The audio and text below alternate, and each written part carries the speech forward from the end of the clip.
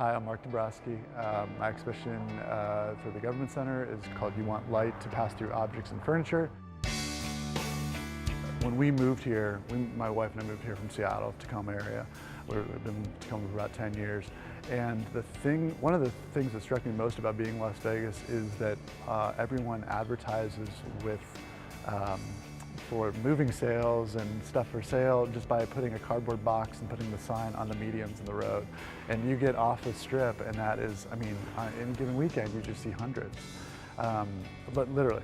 And so I kind of really became engaged with that sort of, kind of interstitial, transitional signage and these boxes that were coming and going and they weren't there from one weekend to the next.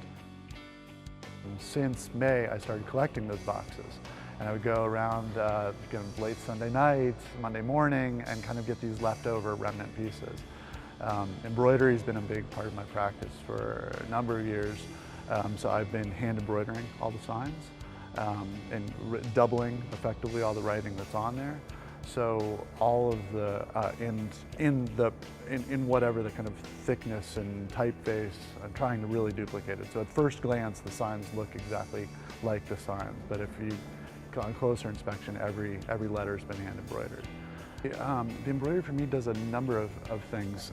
Part of it is it takes these things that I think are thrown away or lost or overlooked, and often, like especially with the case of the for sale signs, are quickly scrawled. I mean, there's like an urgency and a kind of a pace or rapidity to them. And working with the embroidery is a way for me anyway and I would hope the viewer, to slow that process down. This is an extension in a lot of ways, and I was thinking about this on the way over, that in so many ways, with me having just moved and these pieces being about moving, and I didn't know it was moving when I did the show, or the exhibition, and started putting it together. So it's quickly become kind of the most personal body of work. And it's making me consider reconsider, I guess, my own relationship to Las Vegas. And being here, coming back, thinking that we're going to be packing up and using these same tools, and well, it's difficult. Part of what Las Vegas needs is it needs infrastructure, it needs galleries and curators and collectors and this kind of thing.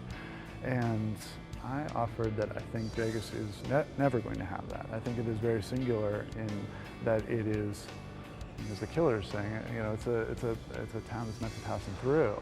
And I think that people come here for 3 days. I mean, I flew in this morning, and the guy sitting next to me, on the plane already had a couple beers, and they were already on the phone, setting up the poker table. And there is this sense of urgency and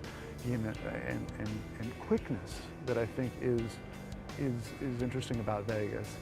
And my hope is always that the artists that come here will leave, I guess. But that while they're here, they're engaging with it, they're seeing that it can be this experimental place, that it can be a laboratory, it can be a place where where I'm getting to show really difficult work, I think, in a public space.